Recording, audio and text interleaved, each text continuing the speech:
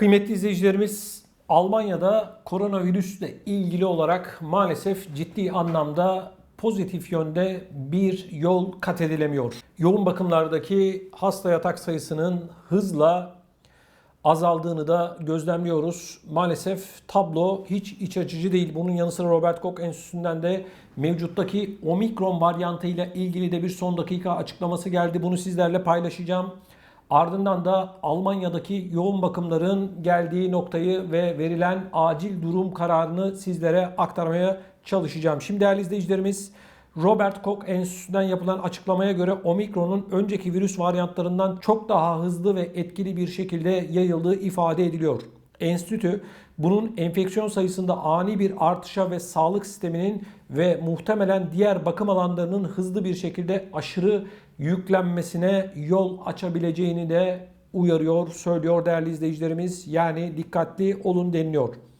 Değerli izleyicilerimiz, omikronla ilgili olarak yine Robert Koch Enstitüsü şu açıklamayı yapıyor. Diyor ki, omikronun 2 kez aşılı ve iyileşenler için bile riskli olduğunu söyleyebiliriz. Enstitüden yapılan açıklamada hatırlatıcı 3. aşıyı yaptıranlar ise omikron varyantının normal risk taşıdığını belirtiyor. Yani 2 doz yaptıran riskli, 3 doz yaptıran da değerli izleyicilerim Robert Koch Enstitüsü'nün deyimine göre normal riskli. Yani bu ikisi arasında riskle normal risk nedir? Açıkçası ben anlamış değilim. Burada bir taraftan sıvıları vurdurun, ne olursunuz öldük bittik diyorlar. Bir taraftan ise görüyoruz ki bu sıvıların da bu omikrona karşı ciddi anlamda bir güven vermediği yönünde yorum yapılıyor. Değerli izleyicilerimiz, tabi Almanya'da yoğun bakımlara şöyle bir bakmamız gerekiyor ki durumun hangi noktaya geldiğini anlayalım. Şimdi Almanya'da yoğun bakım yatak sayısı yaklaşık 33 bin. Mevcut şartlar içerisinde Almanya'da koronavirüse bağlı olarak 4619 tane hasta yoğun bakımda. Bu hastaların, koronavirüse bağlı olarak yoğun bakımda yatan hastaların 2663'ü, yani yaklaşık yarısı diyebiliriz buna, entübe edilmiş vaziyette. Yani makineler sayesinde solunum yapabiliyorlar. Şu anda Almanya'da sadece yoğun bakım boş yatak sayısı 2800. Yani 33 bin yataktan sadece 2800'ü boş. Şimdi arkadaşlar, önümüz yılbaşı. Yılbaşı nedeniyle insanlar bir araya gelecekler, daha fazla temas olacak. Her ne kadar şu anda kapanmaydı, oydu, buydu konuşulsa da ciddi anlamda geçen yılki gibi tam kapanma gibi bir durumun Almanya'da söz konusu olacağını ben düşünmüyorum. Kısmi kapanmalar olabilir. Ancak tam kapanma dediğimiz o geçen yılki gibi kapanmanın olacağı pek görünmüyor. Şimdi 2800 yoğun bakım yatağının boş olmasının anlamı şu. Bundan sonra, yılbaşından sonra özellikle vaka sayıları mevcut rakamın en az 5 katına çıkacak. Bunu ben söylemiyorum, bilim insanları söylüyor. Hayatını kaybeden insanların günlük sayısı bugün yaklaşık 500 Almanya'da. Bu hayatını kaybeden insanların sayısının da günlük en az 1700-1800 olması bekleniyor. Özellikle 15 Ocak'tan sonra. Mart ayının sonuna kadar bu tablonun bu şekilde seyretmesi bekleniyor. Robert Koch Enstitüsü bu açıklamayı yaparak aslında durumun ne kadar vahim olduğunu bir kez daha bizlere gösterdi. Tüm sıvılanmalara rağmen, tüm alınan tedbirlere, tüm yasaklara rağmen bugün geçen yılki gibi yoğun bakım yatak sayıları doluyor ve insanların bir kısmı bazı eyaletlerde yatak bulunmadığı için boş olan yataklara, eyaletlere gönderiliyorsa ortada Almanya için koronavirüsle mücadelede bir başarıdan söz etmemiz sanıyorum ki doğru olmayacaktır.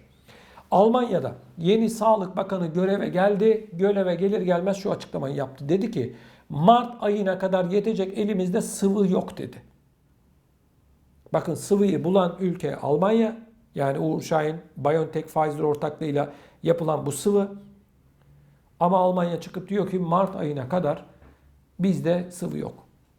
Yoktan kastım şu, yeteri kadar yok diyor. Şimdi bir taraftan 3. doz, bir taraftan 4. doz, yeni omikron denilen bu mutant Bunların hepsini birleştirdiğimizde ve hastanelerdeki bu yoğunluğa baktığımızda gerçekten büyük sıkıntı var. Şimdi bizim videolarımızın altına Almanya'da yaşayan bazı vatandaşlarımız şunu yazıyorlar. İşte hastaneye gittim, öyle bir yoğunluk yok vesaire yok, o yok bu yok. Arkadaşlar, bu rakamları Almanya Federal Sağlık Bakanlığı ve Robert Koch Enstitüsü açıklıyor. Bazı eyaletlerde ciddi anlamlarda yoğunluk olduğu, bazı eyaletlerin normal seyrinde devam ettiğini ifade ediyorlar. Şimdi bizim elimizde bir dedektör ya da biz kapı kapı dolaşarak kardeş sende kaç tane yoğun bakım korona hastası var diye bir şey tabii ki mümkün değil. Almanya'nın resmi rakamlarını paylaşıyorum ben sizde. 2800 tane boş yoğun bakım yatağı var. Başka da yatak yok. Omikron'un mevcut korona virüsünden 32 kat daha hırçın bir şekilde yayıldığı, Ocak ayının ilk haftası itibariyle baskın mutant olarak bu omikronun öne geçeceği, yani omikron vakalarının daha da artacağı belirtiliyor. Bu sadece Almanya'da değil, Fransa'da, Hollanda'da, Belçika, İsveç, İsviçre, İngiltere gibi ülkelerin tamamında omikron varyantı üst noktaya taşınacak. Şimdi ben de şunu söylüyorum. Diyorum ki arkadaşlar bak, bu kadar sıvı yapın diyorsunuz, bunu yapın diyorsunuz. Güzel, herkes yapıyorlar. Sıvıları gidin yapın, onu yapın, bunu yapın. Bunlarda bir problem yok. Doktorunuza danışın. Doktorunuz ne diyorsa bunu yapın. Tamam, anladık bunu. Şimdi alınan bunca tedbire rağmen yoğun bakımlardaki bu kadar hasta neyin nesi? Profesör Doktor Uğur Şahin şunu söyledi ve Özlem Türeci saygıdeğer eşi şunu söyledi. Dedi ki bu sıvılar yoğun bakımlardaki hastaların sayısını düşürecek.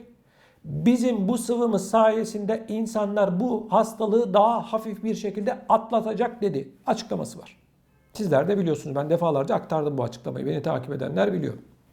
Şimdi ben de o zaman soruyorum. Yoğun bakımlardaki bu hastalar uzaydan falan mı geldi? Ya da başka Afrika'nın hiç adını bilmediğimiz ülkelerinden Almanya'ya uçaklarla mı taşındı?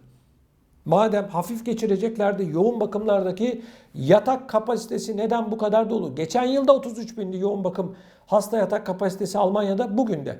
Bu da ayrı bir soru işareti. Yani 1,5 yıldır koronavirüsle insanlar mücadele ediyor ama siz bu yatak sayısını arttırmıyorsunuz. O zaman ben de doğal olarak şunu soruyorum. Siz ne iş yapıyorsunuz? Bu tablonun bu noktaya geleceğini biz aylardır söylüyoruz. 1 yıldır, 1,5 yıldır anlatıyoruz. Bakın diyoruz, alınan tedbirler ciddi anlamda bu hastalıktan bizleri kurtarmayacak. Doktora gidiyorsun. Doktor daha doğru düzgün ne olduğunu bilmiyor. Şimdi yeni mutant, yeni varyant vesaire derken hadi bakalım tablo başa dönüyor. En başa dönüyoruz. Hastaneler dolmaya devam ediyor. Hayatını kaybeden insanların sayısı artmaya devam ediyor. Günlük vaka sayıları artmaya devam ediyor. O zaman ben de şunu soruyorum doğal olarak. Hani kardeşim, nerede bu başarı? Bu işte böyle mi mücadele edecek insanlar? Ve asıl soru şu arkadaşlar. Ne zamana kadar, nereye kadar biz bu koronavirüs denilen belayla mücadele edeceğiz? Yani bu işin bir son durağı var mı? Bu işi yönetmekle görevli, bu krizi yönetmekle görevli olan bilim insanları, siyasetçiler bize evet kardeşim bu işin son durağı şurası, şu tarihte biz son durağa geleceğiz diyebiliyorlar mı? Benim gördüğüm ve gözlemlediğim hep şöyle açıklamalar var. Araştırıyoruz, bakacağız. Ya mübarek 2 sene geçti ya, ölen öldü. 2 sene geçti. Daha neye bakacaksın ya? Aynaya bak önce, kendine de. Ondan sonra bakarsın bu virüse. Bu nedir arkadaşlar ya? Bindik alamete, gidiyoruz kıyamete. Ben bunu söylüyorum, bunu bilirim. Ve şunu söylüyorum arkadaşlar. Herkes doktoruna danışsın. Doktoru ne diyorsa onu yapsın. Tamam, bundan mutabıkız sanıyorum. Ama bizim önümüzdeki günlerde yılbaşı geldi. Yılbaşı nedeniyle kesinlikle ve kesinlikle teması kesmemiz gerekiyor. Arkadaşlar biliyoruz, biz eşimize, dostumuza, akrabamıza gidip gelmeden yapamayız. Yani çay içmeydi, yok bilmem oydu, buydu, yemek de oydu, buydu, aman bize gel, o falan, bu işleri biz inanın bana ertelememiz gerekiyor. Yoksa durum vahim, işte bizim sağlığımızı emanet ettiğimiz adamların yaptıkları ortada. O nedenle kendimizi korumamız lazım. Kısır günüydü. Yok pasta, börek bilmem ne çay günüydü, bu sözüm hanımlara özellikle Gitme gelme işlerini şimdilik bir tarafa koyalım. Kısır dedik olsa da yesek. Şimdi değerli izleyicilerimiz, benim naçizane sizlerle paylaşacağım düşüncelerim gitme gelmeme üzerine. Ne doktora ne de arkadaşlar bu sıvılarla ilgili alınan kararlara itiraz etmiyoruz. Diyoruz ki önce kendimizi koruyalım. Ondan sonrası Allah kerim. İşte 2 yıldır ortada. Pek çok kişi hayatını kaybetti. Kaybetmeye devam ediyor. Vaka sayıları artmaya devam ediyor. Yoğun bakımlarda maalesef insanlar hayatlarını kurtarmaya çalışıyor. Benden söylemesi mutlaka elbette sizler de benden daha iyisini biliyorsunuz. Değerli izleyicilerimiz, bu konuyla ilgili görüşlerinizi siz de videomuzun altındaki yorum bölümüne yazarak bizlere ulaştırabilirsiniz. Bunun yanı sıra gündeme getirilmesini istediğiniz konular varsa bunları da yine videoların altındaki yorum bölümüne ve kanalımızın sosyal medya hesapları, Instagram, Facebook gibi hesapları vasıtasıyla bana ulaştırabilirsiniz. Kanalımızın mutlak surette videolarını beğenerek ve abone olarak bize destek olabilirsiniz. Şimdiden hepinize çok teşekkür ediyorum.